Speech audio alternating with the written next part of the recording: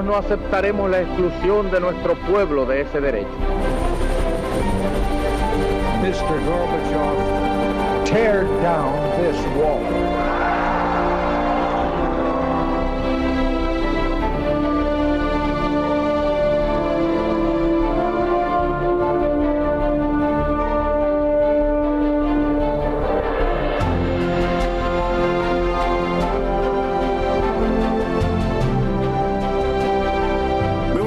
Señoras, caballeros, bienvenidos a Tiempos Modernos.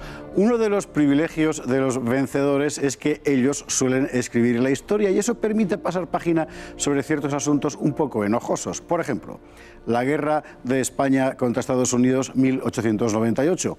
Los norteamericanos llegan, liberan Filipinas y acto seguido se cargan a más de 1 millón de filipinos, en particular a los que hablaban español. ¿A que usted no lo sabía? Bueno, vamos a contarlo.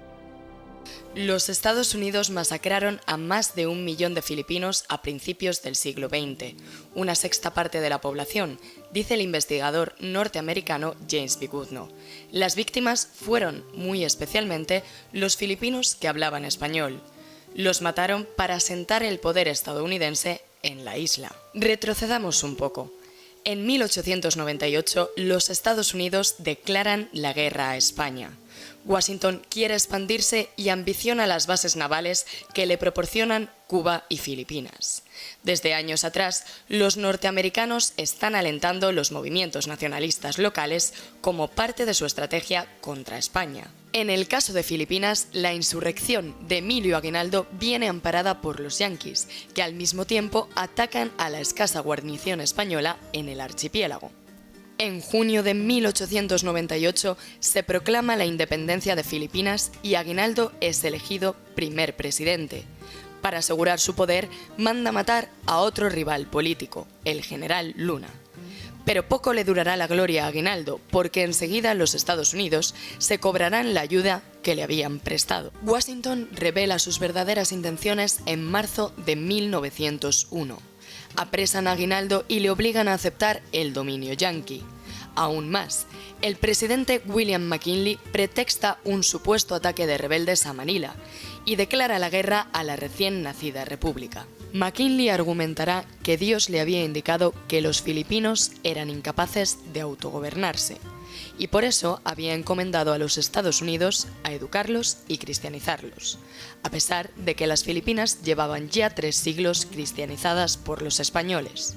Siguiendo la inspiración divina de su presidente, los yanquis entrarán a saco, arrasan aldeas, queman iglesias, profanan cementerios, ejecutan masivamente a los civiles, con particular atención a los que hablaban español, y perpetran en suma un auténtico genocidio.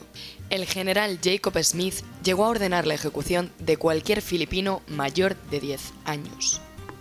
Las matanzas siguieron con el posterior presidente Theodore Roosevelt, Premio Nobel de la Paz. Enfrente, el segundo presidente de las islas, Macario Sakai de León, solo pudo oponer la resistencia de un heroísmo sin esperanza. La población total de Filipinas en aquel momento era de 9 millones de personas.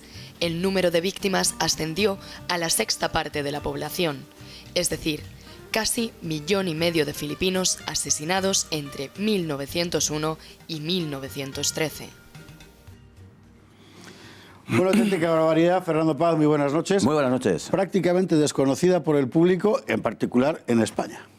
Prácticamente desconocida, es uno de esos genocidios, digamos, que no se han publicitado en absoluto y que además cuesta entender porque, claro, culturalmente padecemos una colonización sajona y concretamente norteamericana que nos ha venido proyectando a través de los medios de entretenimiento, fundamentalmente Hollywood, del cine, una bondad esencial de los norteamericanos, que ciertamente pueden haber cometido algunos errores, pero que básicamente están siempre en el buen camino en su pelea contra españoles, alemanes, japoneses, rusos, libios, sirios. No como nosotros, que siempre somos los malos. Efectivamente, ellos hagan lo que hagan, son siempre los buenos. Y entonces es difícil entender este tipo de episodios que son verdaderamente atroces. Entre 1 millón y 1,5 millones de filipinos, además asesinados, además con un propósito de evidente limpieza étnica que decimos actualmente, es decir, acabar con aquellos de origen español o más cercanos. Exactamente, sí, porque se apuntó muy particularmente a aquellas zonas y a aquellos grupos humanos más hispanizados. Y además de una forma completamente descarada. Sí, además sin ningún disimulo. Y hay que tener en cuenta también el tipo de colonización que España llevó a cabo en Filipinas, que fue más epidérmica de lo que fue en América, desde luego, y por tanto la parte hispanizada de la población era menor, de tal manera que considerablemente menor, ¿no? En América podemos decir que es un continente mestizo, pero absolutamente hispanizado, lógicamente. Pero en el caso filipino no, es un archipiélago de 7.000 islas y era imposible para empezar por esa razón, ¿no? Pero la población, la parte de población filipinas más hispanizada era lógicamente menor, de tal manera que la mortandad norteamericana consiguió su objetivo. De hecho, el idioma se perdió. El idioma español quedó reducido a unas élites culturales y, aparte de todo, también hay que decir que España no hizo absolutamente nada posteriormente por mantener aquello. Así es, España se desentendió por completo del asunto hasta el extremo de que da la impresión de que estaba deseando perder aquello. Pero bueno, esto es otra historia de la que un día hemos de hablar sin ninguna duda. Ahora la pregunta es por qué lo hacen los americanos. Es decir, ellos organizan todo el follón del 98 fundamentalmente porque empieza su expansión, necesitan sus puntos de apoyo naval. Para el mercado asiático Filipinas es fundamental. En Japón se están empezando a penetrar y además con bastante éxito. Filipinas, evidentemente, España le molesta y se meten allí. La cuestión es por qué semejante, tú lo has dicho, limpieza étnica en un territorio que en principio no tenía por qué serles hostil, salvo que no se fiaran de Aguinaldo. Bueno, yo creo que Estados Unidos es el verdadero heredero del imperio español, con un imperialismo absolutamente diferente, distinto, etcétera. Porque, bueno, el español no es imperialismo propiamente, pero, en fin, para entendernos. Porque con la doctrina Monroe, pues aquel América para los americanos que algunos han interpretado con un cinismo no exento de realismo, América para los norteamericanos, que realmente es lo que significaba, pues heredan ese imperio español en América de otra manera, lógicamente, y también el Pacífico, que era aquel lago español, ¿no? De tal manera que su ámbito de expansión es el hispano. Estados Unidos ha venido haciendo siempre todo lo necesario y un poco más para intentar destruir, intentar aniquilar el resto de la cultura, el pozo de la cultura hispana. Lo ha intentado en toda Hispanoamérica, muchas veces a través de la introducción de sectas protestantes, exactamente, sí. Y en el caso de Filipinas de una manera muy, muy directa con la aniquilación. En el caso concreto de Filipinas, es un episodio de la expansión norteamericana por el Océano Pacífico que comienza cuando obligan a los japoneses a abrirse al comercio en el Comodoro Perry en 1853 y a partir de ahí los Estados Unidos se extienden por Midway, después por Hawaii y luego por una serie de archipiélagos que llegan incluso a la Melanesia, en la zona incluso de Nueva Guinea, y Filipinas es un punto esencial, claro, porque es la zona de toda esa parte, digamos, es una zona estratégicamente muy bien situada. De Filipinas, muchas décadas después, saldrán los bombardeos a Corea, por ejemplo. Y aún hoy es un punto clave en el conflicto del Mar del Sur de la China, es decir, que está donde está y desde luego un punto importante, porque me imagino que habrá muchos espectadores preguntándose, pero bueno, ¿y yo cómo es que no me había enterado nunca de esto?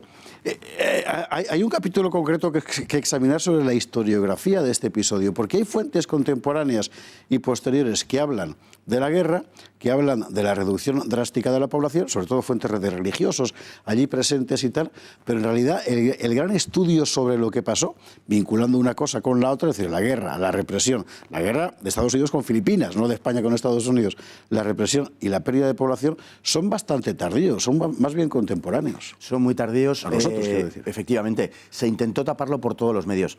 Realmente esta historia de Filipinas es la historia de una gran villanía, ¿no? Si vemos cuál fue la política norteamericana, por ejemplo, hacia el presidente Aguinaldo, que le llevó después, no demasiado después, a comparar muy favorablemente la época española con la ocupación norteamericana y con el colonialismo norteamericano. Aguinaldo incluso posteriormente se arrepintió en público y pidió amistad con los españoles que residían en las islas. Sí, bueno, y acabó apoyando a los japoneses en la Segunda Guerra Mundial. Claro, por rechazo a los norteamericanos, porque se sentía profundamente humillado, ¿no? Él decía que con los españoles habían sido súbditos y al final casi ciudadanos, pero que con los norteamericanos no eran más que consumidores de los productos que venían de los Estados Unidos. Entonces, se sentía profundamente humillado.